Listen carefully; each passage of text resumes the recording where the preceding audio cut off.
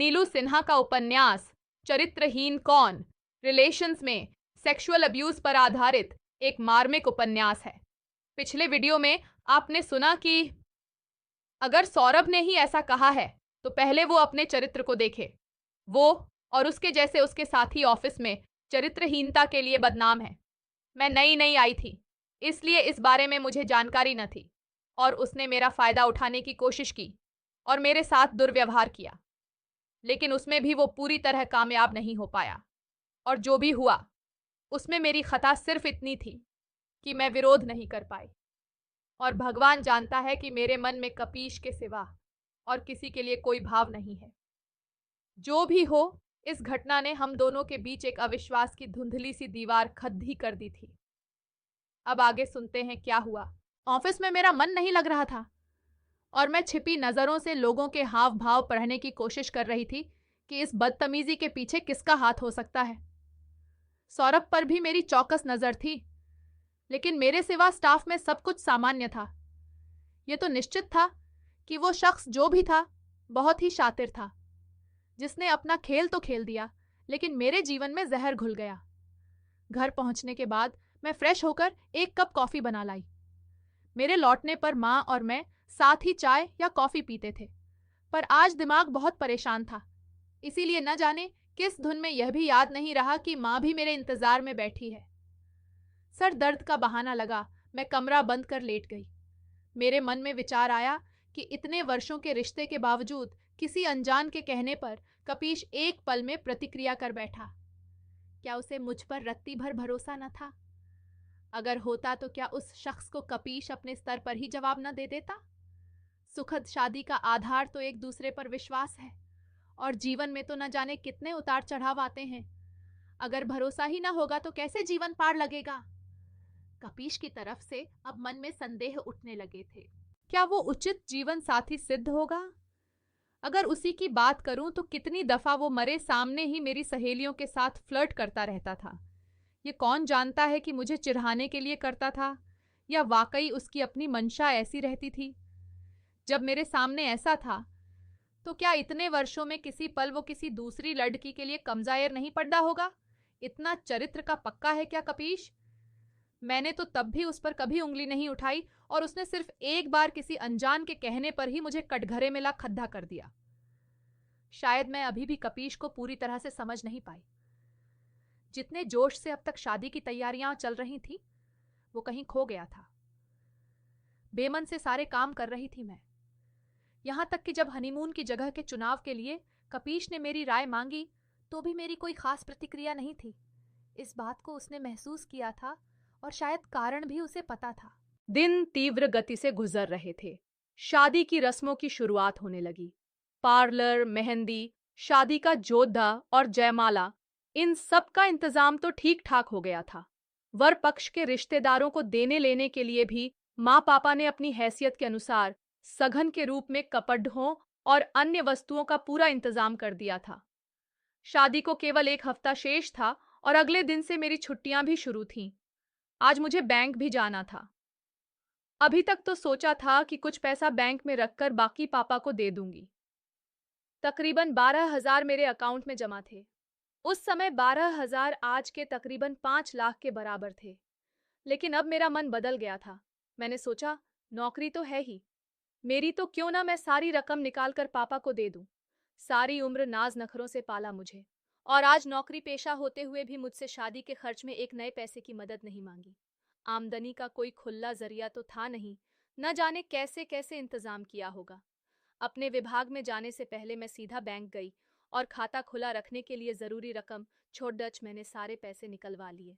अपने जिम्मे का सारा काम पूरा कर और कल से जो कर्मचारी मेरी जगह 1 महीने के लिए यहाँ आएगा उसे अपनी कुर्सी की जिम्मेवारियां समझाकर मैं निश्चिंत हो गई।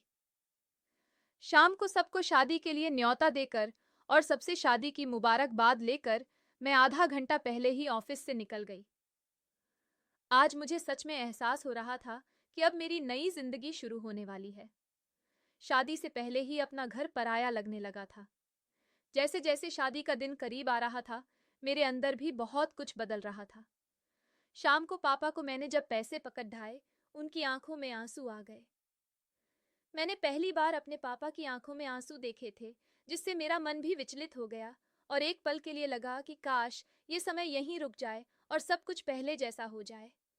मेरा ये घर मेरा ही रहे, कभी पराया न हो। मैं हमेशा अपने माँ पापा के पास ही रहूं, उनकी लाडली बनकर। लेकिन यह तो दुनिया की रीत है, कुछ भी रुक नहीं सकता और न ही बदल सकता है। कैसे नियम बने हैं लड़लड़कियों के लिए, जो मर मर कर पालते हैं उन्हीं को छोड़ना पद्धतता है, और जिनसे कोई नाता नहीं होता उन्हें अपना बनाना पद्धतता है। यही रीत मुझे भी निभानी थी। पापा ने मेरे सर पर प्यार से हाथ रख मुझे पैसे लौटाने चाहे। इतने में माँ भी किचन से आ गई, लेकिन मैं माँ पापा के गले लग बहुत रोई और जबरदस्ती वो रुपए अपनी कसम दिला उन्हें दे दिए। आज दिल पर कहीं बहुत गहरी चोट लगी थी। जीते जी माँ बाप से बिछौधा क्या होता है, यह अंदर तक हिला गया था मुझे। उस समय आज की तरह घर घर फोन या मोबाइल तो होते नहीं थे कि जब चाहा बात कर ली, या तो चिट्ठी का सहारा होता या फिर जब कभी संभव हुआ तो मिल ली। शादी का दिन भी आ गया। मेरी माँ बार बार काम के बहाने इधर उधर मुंह छिपाकर रो रही थी। उन्हें लगता था कि शायद कोई देख नहीं रहा, लेकिन उनकी लाल सुर्ख आंखें मुझसे कैसे छिपती। पापा भी गुमसुम से बेवजह ही खुद को व्यस्त किए हुए थे। आज शादी की खुशी माँ बाप के बिछोह के दुख से बहुत कम थी, और ऐसे ही आंसुओं और हंसी की आंख मिचौली में मैं अपने घर से विदा हो गई, इस चिंता को साथ लिए कि मेरे माता पिता का जीवन अब किसके सहारे निकलेगा। पंचम अध्याय। नया घर, नया माहौल और नई नई मैं, रिश्तेदारों से भरा पूरा घर, और सब मेरी मुंह दिखाई के लिए एक एक करके आते रहे। परिवार की आधुनिकता का आभास उनके पहनावे और रिश्तेदारों से हो रहा था। ऐसा लगा मानो किसी ने मुझे एक बर्थडे होटल के सजे सजाए कमरे में बिठा दिया हो। मेरी सास ने मुझे एक भारी भरकम और बेशकीमती साधी और जेवर दिए पहनने को। एक महिला, शायद कोई रिश्तेदार थी, मुझे एक कमरे में ले गई जिसके साथ बाथरूम अटैच था। उसने जब मुझे कहा, यहाँ नहा के कपड़े बदल लो साहिब, बिटिया, तो मुझे अंदाजा हुआ कि यह शायद कोई नौकरानी थी। मैंने उसके जाने के बाद दरवाजा बंद कर लिया और फ्रेश होकर तैयार हो गई। बाथरूम ऐसा था जैसा अभी तक सिर्फ मैंने फिल्मों में देखा था। नहाने के लिए साबुन के अलावा शैम्पू और न जाने क्या क्या, जिनके बारे में मुझे अभी तक कोई जानकारी भी न थी। मुझे अपनी किस्मत पर गुरूर होने लगा, लेकिन दूसरे ही पल मुझे मेरा छोटा सा घर और माँ पापा याद आ गए। दिल किया उनको भी यहाँ अपने साथ ले आऊं, फिर अपनी ही बुद्धि पर तरस आ गया। ये सब सोचने में ही संभव था, प्रैक्टिकल रूप में नहीं। मैं अपने ही विचारों में गोते खा रही थी और वह महिला मुझे ले जाने के लिए आ गई। मुझे देखते ही खुश होते हुए बोली, साहिब बिटिया, अब तुम्हारा रूप निखरा है। रंग रोगन से तो तुम्हारी असली सुंदरता छिप ही गई थी। मैं सर झुकाए उसके साथ वापस उसी कमरे में चली गई जहां पहले बैठी थी। अभी विवाह की और रस्में भी बाकी थीं, सो उन लोगों ने अपने रीति रिवाज के अनुसार आधा दिन इन्हीं रस्मों में निकाल दिया। शाम को रिवाज के अनुसार मुझे मायके का फेरा लगाने जाना था पति के साथ। ऐसे में भाई आता है ससुराल से लेने, और मैं तो इकलौती संतान थी, इसलिए मेरे पापा ने मेरे रिश्ते के भाई को मुझे लाने भेज दिया। लेकिन वो हर्ष नहीं था। हर्ष तो भाई के नाम पर कलंक था। शाम को फिर से तैयार होकर सजी संवरी मैं अपने पति और भाई के साथ मायके पहुंची। मायका कुछ खास दूर नहीं था, केवल घंटे भर की दूरी थी। हमारे आने की खबर पा मेरी माँ सरसों का तेल कटोरी में लिए द्वार पर खरीदी थी। आज सुबह ही तो विदा होकर इस घर से गई थी और कुछ ही घंटों में अपना घर पराया सा लगने लगा था। वो घर जहाँ पैदा हुई और जीवन के इतने बरस गुजार दिए, कुछ ही घंटों में वो पराया लगने लगा था, जैसे मेरा अब वहाँ कोई अधिकार ही न हो। माँ ने द्वार के दोनों तरफ तेल गिरा हमारा स्वागत किया। मुझे इस रूप में देख माँ बहुत खुश नजर आ रही थी। उनके चेहरे पर एक सुकून की आभा थी, जो अपने बच्चों के फलते फूलते भविष्य को देखकर माँ बाप को होती है। मेरे माता पिता बहुत ही सीधे थे। कोई भी दिखावा न करते हुए उन्होंने हमें भोजन कराया। रात तो हो ही गई थी, इसलिए कुछ देर कपीश से इधर उधर की बातें कर हमें सौगात देकर विदा किया। माँ की द्यौहदी लांघते हुए आज दिल रो रहा था। सारी जवानी उन्होंने मुझ पर लगा दी और आज उनकी सेवा करने की जगह मैं उन्हें छोड़ कर चली गई। बहुत कठोर नियम है इस समाज के। रात को 12:30 बज गए ससुराल पहुंचते पहुंचते। मेरा कमरा काफी सजा रखा था। कपीश के पीछे पीछे मैं अपने कमरे में चली गई। आज से मुझे इसी कमरे में अपनी गृहस्थ जिंदगी शुरू करनी थी। एक संदूक जिसमें मैं अपने कपड़े लाई थी मायके से, खुला रखा था। मुझे थोड़ा अजीब लगा कि मेरा संदूक किसने और क्यों खोला, लेकिन कपीश से पूछने की मेरी हिम्मत नहीं हुई। कपीश ने जब मुझे कहा कि फ्रेश होकर चेंज कर लूं, तब मैंने उससे पूछा कि मेरे कपड़े कहाँ हैं। उसने सामने दीवार पर बनी वुडन अलमारी की तरफ इशारा करते हुए कहा कि माँ ने शायद तुम्हारे कपड़े उसमें रख दिए होंगे, वहां देख लो। अलमारी खोली तो सब कपड़े तरतीब से लगे हुए थे, मेरे भी और जो ससुराल से मिले थे वो भी। सच कहूं तो मुझे ये रवैया बिल्कुल अच्छा नहीं लगा था कि नई नवेली दुल्हन के सामान को बिना पूछे कोई खोले, लेकिन हो सकता है इनके घर का ऐसा ही सिस्टम हो। पर जो भी हो, यह अच्छी बात तो नहीं है। आज हमारी सुहागरात थी और मैं मन में कुछ भी दुविधा नहीं रखना चाहती थी, इसलिए खुद को काफी शांत रख केवल सबको समझने की कोशिश कर रही थी। कपीश और मेरे बीच कई बरस प्रेम रहा, लेकिन मैंने कभी भी एक निश्चित सीमा से कपीश को गुजरने नहीं दिया। एक दूरी हमेशा बनाकर रखी। इसलिए हमारी सुहागरात को लेकर कपीश बहुत उत्सुक था। उसने मुझे एक बॉक्स दिया जिसमें बहुत ही आकर्षक झीनी सी नाइटी थी। उस समय मुझे इस शब्द का ज्ञान नहीं था और मैं इसे मैक्सी कहती थी, जिसे सुन कपीश जोर से हंस पड़ा। उसकी हंसी से मैं समझ गई थी कि मुझे काफी समय लगेगा इन लोगों के तौर तरीके अपनाने में। मैंने नहाकर मैक्सी यानी नाइटी पहन ली।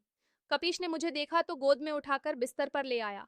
बिस्तर पर फूलों की महक और कपीश की बाहों के बंधन ने मुझे रोमांचित कर दिया और कब हम एक दूसरे में खो गए अंदाजा ही न रहा। सुबह माँ की सीख अनुसार मैं थोड़ा जल्दी उठकर नहाने चली गई और एक साधी निकालकर पहन ली। माँ ने कहा था सुबह जल्दी नहाकर पूजा करना और फिर सबका आशीर्वाद लेना, इसलिए मैं भी कमरे से बाहर निकल सकुचाई सी पूजा का स्थान ढूंढने लगी। सामने देखा, एक छोटे से कमरे को पूजा घर बनाया था। मैंने ज्योत अगरबत्ती जलाई और रसोई घर की ओर चल पड़ी। वहां देखा, फर्श पर एक नौकरानी सोई थी और इतनी गहरी नींद में कि मेरे आने की भी उसे खबर न हुई।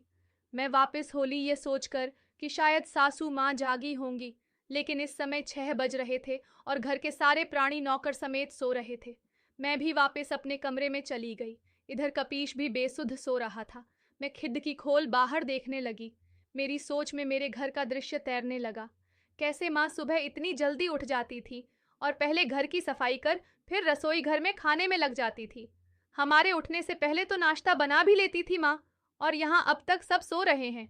2 घंटे तक तो मैं यूं ही समय बिताती रही। कपीश भी 8 बजे उठा और मुझे तैयार देख पूछने लगा कि कहाँ जा रही हूँ मैं। उसके इस तरह से पूछने पर मैं कुछ चौंक गई। मैंने कहा कि मैं तो सुबह से उठी हुई हूँ। सोचा सब जाग गए होंगे, लेकिन सब सो रहे थे, इसलिए फिर यहीं बैठ गई। यहाँ कोई 8 बजे से पहले नहीं उठता, तो तुम भी आराम से सोया करो तब तक। कपीश मेरा हाथ खींचते हुए बोला, और जब मेरी छुट्टी खत्म हो जाएगी तब तो मुझे जल्दी उठना होगा। मैंने कपीश से पूछा। हाँ, तब उठ लेना, कौन रोक रहा है? कहते हुए कपीश ने मेरे होठों पर चुंबन अंकित कर दिया। सच पूछो तो उस समय मुझे बहुत खराब लगा। ये पहली मर्तबा था जब कपीश ऐसे सोकर उठते ही झूठे मुंह मुझे प्यार कर रहा था और मेरी नाक में उसके सांसों की बासी महक समा रही थी। मैंने 2 पल के लिए सांस रोक दी, लेकिन यह परहेज समय के साथ दूर होने लगता है। फिर तेरा और मेरा हमारे में परिवर्तित हो जाता है। सब जाग चुके थे। एक नौकरानी रसोई में खाना बना रही थी तो दूसरी सफाइयों में लगी थी। इक्के दुक्के रिश्तेदारों को छोड़ दचकर बाकी सब जा चुके थे। मैं कशमकश में थी कि कमरे में ही बैठी रहूं या क्या करूं। इतने में सासू माँ दिख गईं। साध्वी और आधुनिक साज सज्जा में मुझे हीरोइन बिंदु की याद दिला गई। मैं उनके पैर छूने लगी तो उन्होंने रोक दिया। कहने लगीं, ऐसी परंपराएं मध्यवर्गीय परिवारों की पुरानी सोच है। मन में इज्जत हो वही बहुत होता है, सिर्फ गुड मॉर्निंग ही कह दिया करो। उनकी बात सुनकर एक तरफ तो मैं भौचक्की रह गई, पर जब सोचा तो महसूस किया कि वाकई इज्जत तो नजरों में होती है। पैर छूने के बावजूद मन में आदर नहीं है तो यह केवल दिखावा भर है। मेर मन में मेरी सास के उच्च विचारों के लिए श्रद्धा उमद्दाच आई। मेरे ससुर मुझे देखते ही हेलो सुरभि बोले। मेरे एक जेठ थे और एक देवर। दोनों ही मनमौजी से दिखते थे। देवर कॉलेज में था और जेठ घर के ही बिजनेस में हाथ बंटाते थे। अभी तक उन्होंने शादी भी नहीं की थी। कपीश भी इसी बिजनेस में इन्वॉल्व था। जहां देवर ने हाय सुरभि भाभी कहकर संबोधित किया, वहीं जेठ जी ने केवल सुरभि ही कहा। मुझे महसूस हो रहा था कि इस पूरे परिवार में एक केवल मैं ही हूं जो निहायत गंवार लग रही हूं। माँ की दी हुई सीखें बहुत मूल्यवान थीं, पर मेरे ससुराल में इन सीखों की कोई पूछ नहीं थी। मैंने सुना था कि जब नई बहू घर में आती है तो रसोई की शुरुआत उसके हाथों कुछ मीठा बनवाकर करते हैं, लेकिन यहाँ ऐसा भी कुछ न हुआ। सासू माँ भी शायद रसोई से दूर ही रहती थीं। सब काम नौकरों के भरोसे ही चलते थे। आज रात को ही हमने अपने हनीमून पर निकलना था। कपीश चाहता था कि हनीमून के लिए भारत से बाहर जाए, लेकिन मेरा पासपोर्ट न होने की वजह से उसने लेह का प्रोग्राम बनाया था। शाम होने को आई और बाकी रिश्तेदार भी अपने अपने घर को रवाना हो गए। कपीश ने बताया कि हम अपनी गाड़ी में ही जाएंगे और ड्राइवर हमारे साथ चलेगा। मैंने पूछा कि इतना लंबा सफर गाड़ी से थकावट भरा नहीं रहेगा, लेकिन कपीश बोला कि आराम से घूमते घामते जाएंगे और रास्ते में जो साइट सीन्स हैं उनको देखने का एक अलग ही मजा है। और हमें कौन सा जल्दी है, 10 दिन, 15 दिन या 1 महीना? जब दिल भर जाएगा लौट आएंगे। कपीश की बात सुनकर मुझे लगा कि मुझे कुछ और कपड़े रख लेने चाहिए, कहीं ऐसा ना हो कि दिक्कत हो जाए। कपीश मुझे सूटकेस में कपड़े लगाते देख रहा था और अचानक उछलकर बोला, ये क्या भरे जा रही हो? हनीमून पर जा रहे हैं, किसी की शादी में नहीं। ये भारी भारी सूट और सादियां क्यों रख रही हो? मैंने उससे हैरानी से पूछा कि और क्या रखूं?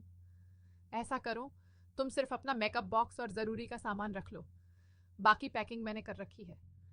कपीश हंसते हुए बोला और एक सूटकेस अपनी अलमारी के ऊपर से उठाकर मुझे दिखाया। मेरी हैरानी की कोई सीमा नहीं थी। मैंने उत्सुकतावश जब सूटकेस खोला तो उसमें सिर्फ वेस्टर्न कपड़े और 2 जैकेट्स थीं। अरे, मैंने तो ऐसे कपड़े कभी पहने ही नहीं, और फिर ये मेरे आएंगे भी या नहीं? तुम पहन के देखो तो सही, तुम्हारा ही साइज है। मुझे अंदाजा था, इसलिए तो लाया, और अगर कुछ कमी होगी तो अभी रास्ते में बदल लेंगे। कोई फ्लाइट थोड़े ही छूटी जा रही है, और वैसे भी वहां सर्द मौसम रहेगा, इसलिए 2-3 जोड़ी गर्म कपड़ों में ही समय निकल जाएगा। हल्के फुल्के कपड़े तो सिर्फ रास्ते के लिए चाहिए, कपीश बिंदास बोला। कपीश के इस सरप्राइज ने मुझे हैरान और खुश दोनों ही कर दिया था।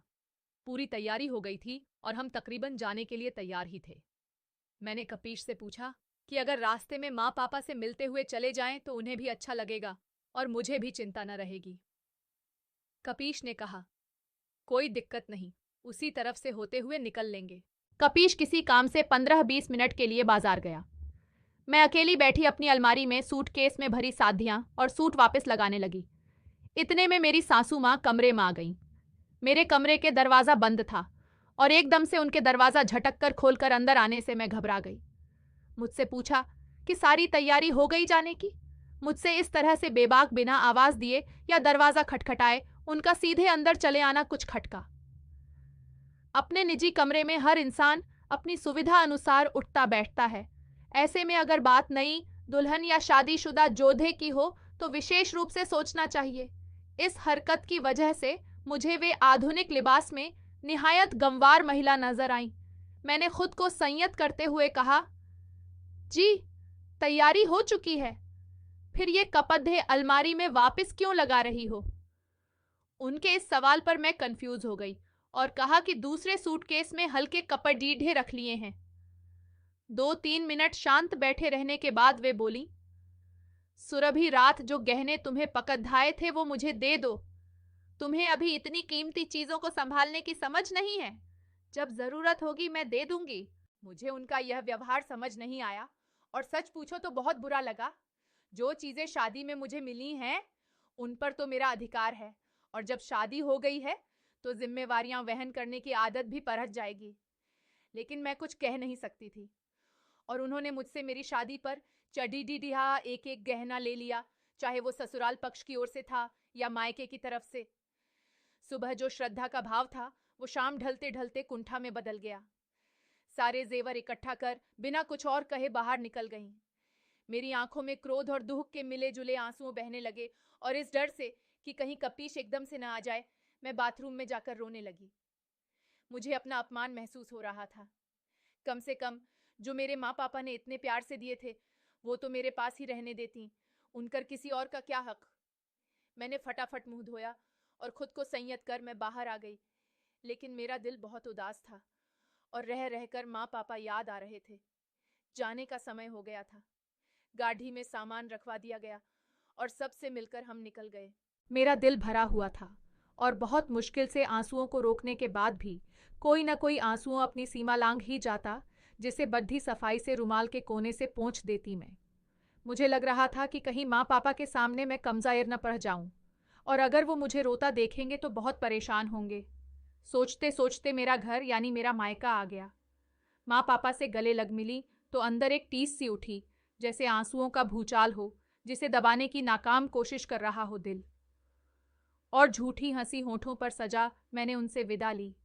अब हमें काफ़ी लंबा सफ़र तय करना था और रात तो हो ही गई थी, इसलिए थोड़ी देर खिदधकी से बाहर दौड़ती सद्धक और लोगों को देख अपने को संयत करने की कोशिश करती रही।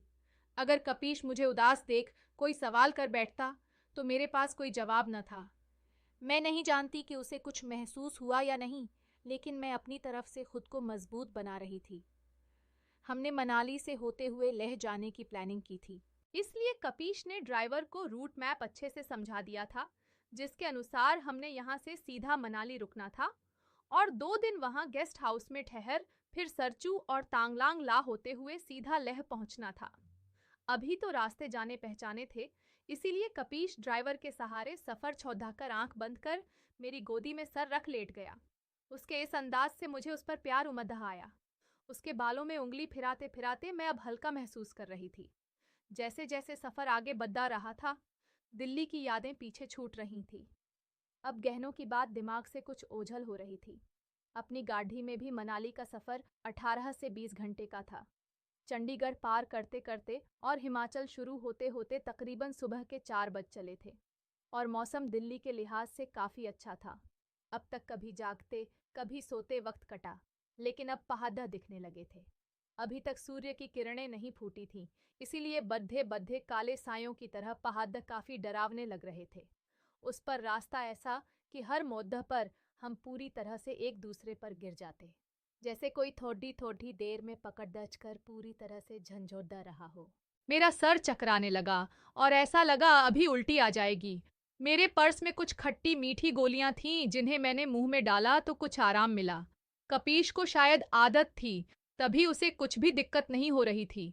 हालांकि मैं घर से दवा खाकर चली थी, क्योंकि मुझे गाड़ी में लंबे सफर की आदत नहीं थी और 5-6 पत्ते साथ रख लिए थे। लेकिन अब लग रहा था एक गोली और लेनी पड़ेगी। सुबह हो गई और हम फ्रेश होने के लिए एक होटल में रुके। गाड़ी से उतरकर ऐसा लगा जैसे पैर मुद्द गए हों। सीधे चलने में भी दिक्कत हो रही थी। कपीश तो सारा समय कभी बैठा तो कभी लेटा रहा, लेकिन मैं अभी तक एक ही जगह बैठी हुई थी और मेरी हालत काफ़ी ख़राब हो रही थी। फ्रेश होकर हमने नाश्ता अपने कमरे में ही मंगा लिया, लेकिन मेरी हिम्मत नहीं हुई कुछ भी खाने की। मैं कुछ देर सोना चाहती थी। मैंने कपीश को कहा कि वो खा ले, लेकिन मैं थोड़ी देर सोने के बाद ही खा पाऊंगी, नहीं तो मेरी तबीयत खराब हो जाएगी। 2-3 घंटे की नींद के बाद कहीं मुझे जाकर चैन पद्धा और नींबू पानी के साथ हल्के सैंडविच ही खाए मैंने। पता चला अभी मनाली पहुंचने में कम से कम 7-8 घंटे लगेंगे। सुनकर मैं तो और परेशान हो गई। मुझे हनीमून अच्छा कम और सज़ा ज़्यादा लग रहा था। मुझे गुस्सा आ रहा था कि कपीश क्या पागल है, लेह तक तो क्या हाल होगा हमारा। मुझे सोच सोचकर घबराहट हो रही थी, पर क्या कर सकती थी। थोड़ा आराम कर फिर हम गाड़ी में बैठ गए और आगे का सफ़र शुरू किया। दिल्ली से मनाली तक के रास्ते ने तो मेरी कमर तोड़ कर रख दी थी। यह मेरा पहला अनुभव था इतने लंबे सफ़र का। मुझे समय बिताने का एक ही आसान तरीका समझ आया कि मैं सो जाऊं। ये सोच मैंने सीट की टेक ली और आंखें बंद कर ली। अब कपीश शायद झल्लाने लगा था। वो चाहता था कि उसके साथ मैं भी पहाड़ों और प्रकृति के नज़ारे देखूं और ऐसे यादगार हनीमून पर लाने के लिए मैं उसकी तारीफ करूं। लेकिन मैं ऐसी मनोस्थिति में थी ही नहीं। आगे की कहानी के लिए जुड़े रहिए मेरे साथ। इस सत्य घटना पर आधारित रोमांचक उपन्यास के जरिए अगले वीडियो को लेकर जल्द ही आऊंगी मैं। अच्छा लगे तो सब्सक्राइब एंड शेयर कीजिए।